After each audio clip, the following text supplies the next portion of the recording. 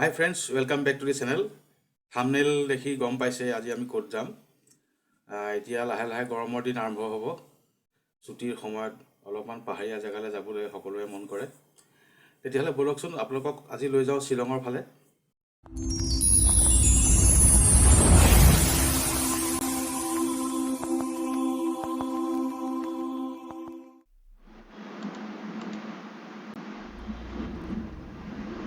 Friends, আমাৰ যাত্ৰা আৰম্ভ হ'ল। আমি খানাপাৰাৰ পৰা বৰ্তমান গৈ আছোঁ। আমি বৰ্তমান বৰ্ণিহাট পাৰ হৈছোঁ। এতিয়া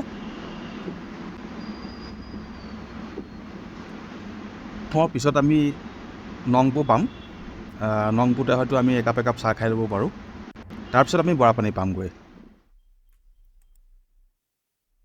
এয়া ফ্ৰেণ্ডছ, আমি এতিয়া বৰাপানী পালোহি। বৰাপানীটো আচলতে এটা হাইড্ৰ' ইলেক্ট্ৰিক প্লাণ্ট। এটা সময়ত অসমেও ইয়াৰ পৰাই বিজুলী ক্ৰয় কৰিছিল, কিন্তু এতিয়া কৰে নকৰে মই বিশেষ নাজানো। এই বিষয়ে যদি কিবা জানে আপোনালোকে এটা কমেণ্ট কৰিবচোন।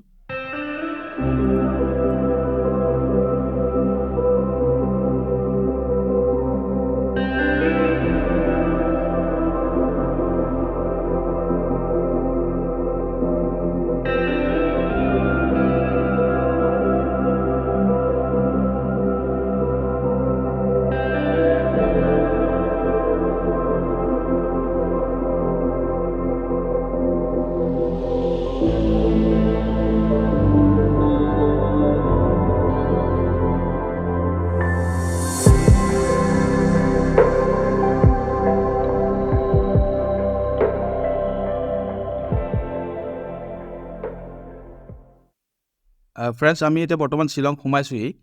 মুখে মুখে যে দুটা ৰাস্তা দেখিছে, এটা ফালে শ্বিলং চিটিলৈ যায় আৰু এটা ফালে আপুনি চেৰাপুঞ্জীলৈ যাব পাৰে।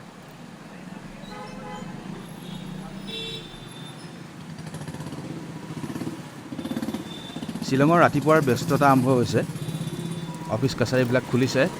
মোৰ পাহাৰীয়া চহৰবিলাকৰ এটা নিয়ম ভাল লাগে যে তেখেতসকলে ট্ৰেফিক নিয়মটো খুব ভালদৰে মানে। যান জঁট খুব কমেই হয়, যদিও বা হয় অতি সোনকালে চল্ভো হৈ যায়। আমি বৰ্তমান পুলিচ বজাৰ পালোহি। পুলিচ বজাৰ মানে শ্বিলঙৰ যিটো চেণ্টাৰ পইণ্ট, সেইটো পুলিচ বজাৰ বুলি কোৱা হয়। ইয়াতে পুলিচ বজাৰতে আপুনি থকা খোৱাৰ ব্যৱস্থা কৰিব পাৰে।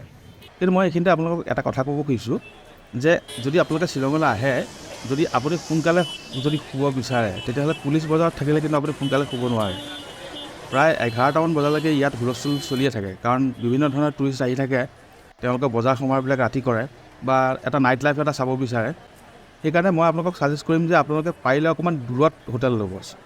আৰু থকা হোটেলৰ বাবে আপোনালোকে আজিকালি অনলাইনে বুক কৰিব পাৰে। মই ইয়াতে উল্লেখ কৰিছোঁ এটা ৱেবছাইট booking.com।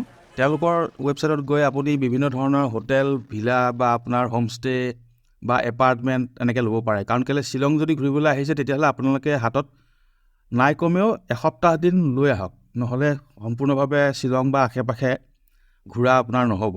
চাবলগীয়া ইয়াত বহুত বস্তু আছে। মই লাহে লাহে আপোনালোকক দেখুৱাই যাম। ভিডিঅ'টো শেষলৈকে চাব।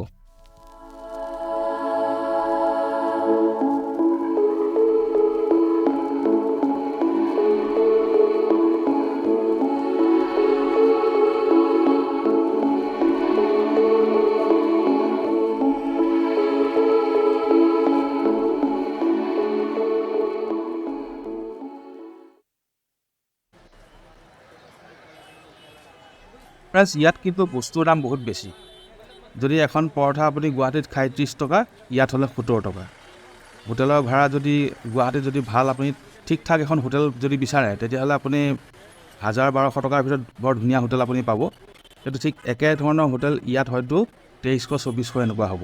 এটা কথা বুজি নাপাওঁ, পাহাৰীয়া ঠাই বাৰু মানিছোঁ, যেনেকৈ ইম্ফল হ'ল, ধৰক টাৱাং হ'ল বা আইজল হওক, এইবিলাক জেগা বহুত দূৰ হয়, সেইকাৰণে বস্তুৰ দাম বেছি হয়, ট্ৰান্সপৰ্টেশ্যনৰ খৰচো বেছি। কিন্তু শ্বিলংটো একেবাৰে গুৱাহাটীৰ লগতে, গতিকে ইমান কিয় ইয়াত দাম, সেই কথাটোহে মই বুজি নাপাওঁ। বন্ধুসকল, আপোনালোকে যদি শ্বিলঙলৈ আহে, বজাৰ কৰিব যদি বিচাৰে, তেতিয়াহ'লে পুলিচ বজাৰৰ আশে পাশে, মানে চেণ্টাৰ পইণ্টৰ আশে পাশে বহুত ফুটপাথৰ বজাৰ দেখা পাব। তাত আপুনি বিভিন্ন ধৰণৰ বস্তু কিনিব পাৰে। আপুনি তাৰ ভিতৰত মনোহাৰী হ'ব পাৰে বা ট্ৰেডিশ্যনেল কিবা ক্ৰাফ্টছ হ'ব পাৰে, হেণ্ডিক্ৰাফ্ট হ'ব পাৰে বা বিভিন্ন ধৰণৰ কাপোৰ কানি, বেগ, ছাতি বা খোৱা বস্তু যথেষ্টখিনি আপুনি পাব। ইয়াত চব্জিৰ দাম বহুত সস্তা আৰু ইয়াত আপুনি হালধি কিনিবলৈ পাব। আপুনি হালধি কিনিলে মানে বিক্ৰেতাক সুধিব যে এইটো জোৱাইৰ হালধি হয়নে নহয়। মানে শ্বিলঙৰ পৰা অলপ দূৰ গৈ মেঘালয়ৰ এখন জেগা আছে জোৱাই, মানে সেইফালেদি গ'লে আপুনি শিলচৰ ওলাব পাৰিব, সেইটো ৰাস্তা।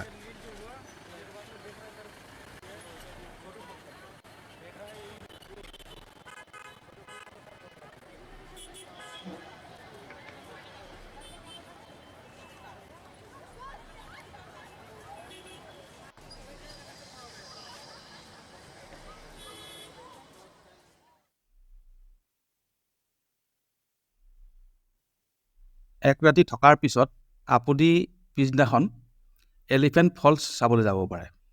এণ্ট্ৰি টিকেট 20 টকা আৰু বিভিন্ন ধৰণৰ চাৰ্জেছ আছে। কেমেৰাৰ কাৰণে আছে, বেলেগ বেলেগকৈ ভিডিঅ' কেমেৰাৰ কাৰণে আছে। আজিকালিতো মোবাইল থাকে, গতিকে এটা মোটামুটি চাৰ্জ এটা তেওঁলোকে লয়। বন্ধুসকল মন কৰিব, শ্বিলঙৰ আশে পাশে যদি আপোনালোকে ফুৰিবলৈ যায় তেতিয়াহ'লে প্ৰত্যেকটো ছাইডতে সেইবিলাকৰ এখন এখন মাৰ্কেট থাকে আৰু ইয়াত খোৱা বোৱাৰ ব্যৱস্থাও থাকে। আপুনি ইচ্ছা কৰিলে ইয়াত আপুনি বিভিন্ন ধৰণৰ খাদ্য সোৱাদ ল'ব পাৰে। ৰাতিপুৱা 8:30 বজাৰ পৰা আপুনি এই ফলছ চাবলৈ আহিব পাৰে আৰু 4টা বজাৰ ভিতৰত বন্ধ হয়।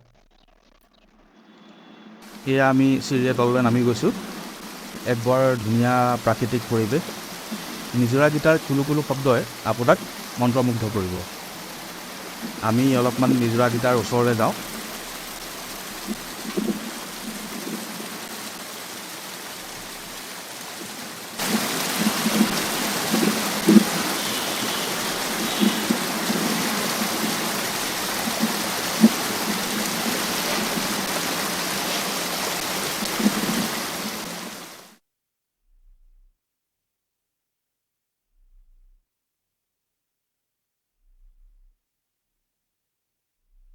এলিফেণ্ট ফলছ চোৱাৰ পিছত আমি বৰ্তমান এতিয়া গৈ আছোঁ ৱাৰ্ডছ লেকলৈ। এয়া আমি আহি পালোহি ৱাৰ্ডছ লেক। ইয়াত পাৰ পাৰ্চন টিকেট 20 টকা। মঙলবাৰে বন্ধ থাকে। আপুনি ইয়াত 3:30 বজালৈকে থাকিব পাৰে। ইয়াত আপোনালোকে ব'টিং কৰিব পাৰিব। 2জন মানুহৰ কাৰণে ভাল ব্যৱস্থা আছে। আপোনালোকে কিছু সময় ইয়াত কটাব পাৰে। ইয়াত অলপ সময় কিছু টাইম স্পেণ্ড কৰি আমি আকৌ এটা নতুন ডেষ্টিনেশ্যনলৈ আমি যাম।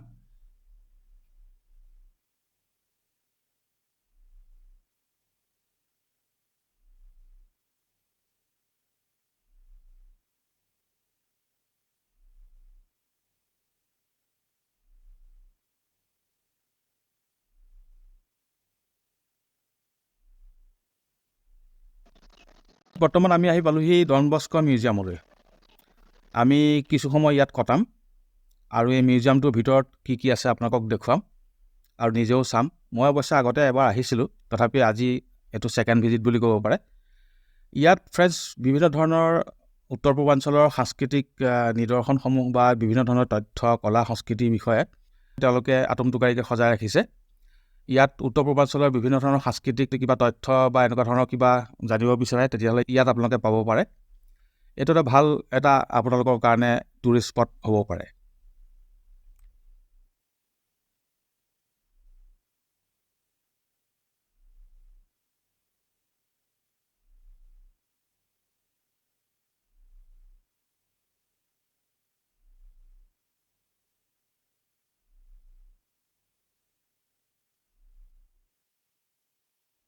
এইবাৰ আমি আহি পালোহি শ্বিলং পিক আৰু এই শ্বিলং পিকৰ পৰা আপুনি গোটেই শ্বিলং চহৰখন বৰ সুন্দৰভাৱে চাব পাৰে।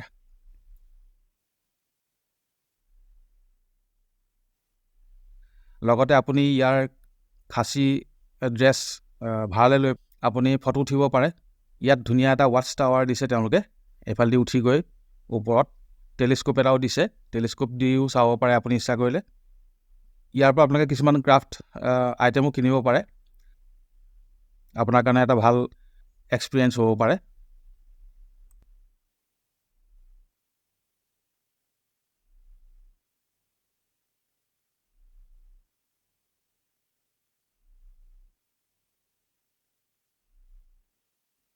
আজি আমাৰ শ্বিলঙত দ্বিতীয়টো দিন। ৰাতিপুৱাই আমি ওলাই আহি এইমাত্ৰ আমি মোচমাই কেভ পালোহি। গুহাটোৰ ভিতৰত সোমাইছোঁ। একেবাৰে পিন ড্ৰপ চাইলেঞ্চ বুলি ক'ব পাৰে। মাজে মাজে খালি পানীৰ টোপ টোপ শব্দ, তাৰ বাদে নিৰ্জন। ইক' হয় মাজে মাজে। এইটো মেঘালয়ৰ মষ্ট ভিজিটেড কেভ বুলি ক'ব পাৰে। মেঘালয়ত ইয়াৰ নিচিনা 200টামান গুহা আছে, কিন্তু সেইবিলাক একচেচেবল নহয়, মানে আপুনি সেই তালৈ যাব নোৱাৰে, দুৰ্গম অঞ্চলত অৱস্থিত। ভিতৰৰ শিলবিলাকো অলপ বেলেগ ধৰণৰ, আৰু ইয়াৰ মানে ভিতৰলৈ সোমাই যাওঁতে আপুনি কেতিয়াবা চাপৰিও যাবলগীয়া হ'ব পাৰে, কেতিয়াবা পিছল জেগাও পাব পাৰে, গতিকে খোজ দিওঁতে বৰ সাৱধানে খোজ দিব লাগে। এইটো কিমান হাজাৰ বছৰ আগত সৃষ্টি হৈছিল এইটো মই ক'ব নোৱাৰিম, হয়তো এই বিষয়ে আৰ্কিঅ'লজিৰ মানুহে বা এনেকুৱা ভূতত্ব বিভাগৰ মানুহে জানিব। গুহাটোৰ পৰা ওলাই আহি আমি একাপ একাপ চাহ খালোঁ। খাই লৈ এতিয়া এই বস্তুবিলাক চাইছোঁ। এনেকুৱা লাগে যে গোটেই বস্তুবিলাককে কিনি লৈ যাম নেকি। এয়া চাওক, গোটেই মেঘৰ মাজে মাজে ৰাস্তা, আৰু সেই ৰাস্তাৰে আমি গৈ আছোঁ মাউলিলঙলৈ। এইখনেই হৈছে মাউলিলং, গডছ অ'ন গাৰ্ডেন, এছিয়াৰ সকলোতকৈ চাফা এখন গাঁও। তেওঁলোকে পৰিষ্কাৰ পৰিচ্ছন্নতাক এটা সামাজিক দায়বদ্ধতা বুলি ভাবে, আৰু পৰস্পৰে পৰস্পৰক সহায় কৰে গাঁওখন পৰিষ্কাৰ কৰি ৰাখিবৰ কাৰণে। এই গাঁৱত প্লাষ্টিক সম্পূৰ্ণভাৱে বেন আছে।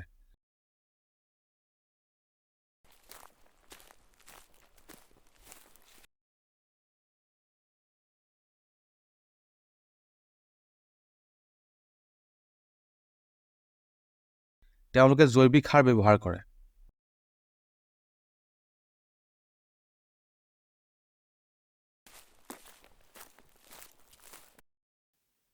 এইখন গাঁৱত প্ৰত্যেকৰ ঘৰতে ফুল আছে। নানা ৰঙৰ ধুনীয়া ফুলবিলাকে আপোনাক মন্ত্ৰমোহিত কৰিব।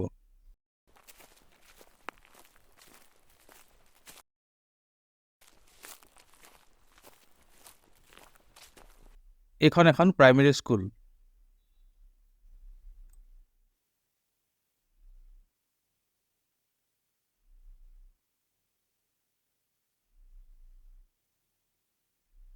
মাত্ৰ 10 টকা নিৰিখ ভৰি আপুনি ইয়াত আপোনাৰ গাড়ীখন পাৰ্ক কৰিব পাৰিব।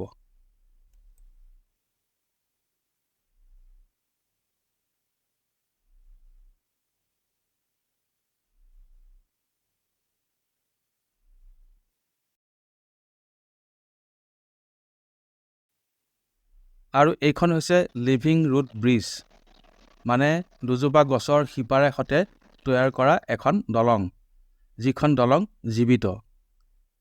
আৰু এই ধৰণৰ দলং পৃথিৱীত বেলেগত ক'ৰবাত আছেনে নাই মই নাজানো, কিন্তু আপুনি ইয়ালৈ আহিলে এই দলংখনত উঠি আচৰিত অনুভৱ কৰিব।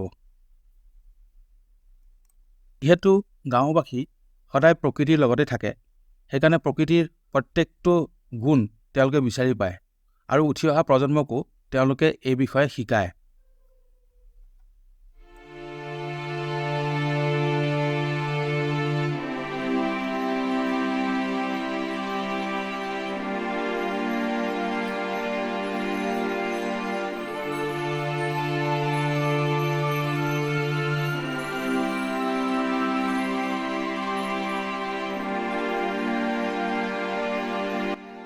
চেৰাপুঞ্জীলৈ আহি আপুনি প্ৰকৃতিৰ আগত নতমস্তক হ'ব। মেঘ আৰু ৰ'দৰ যি সংৰচনা, এই সংৰচনাই আপোনাক মন্ত্ৰমুগ্ধ কৰিব।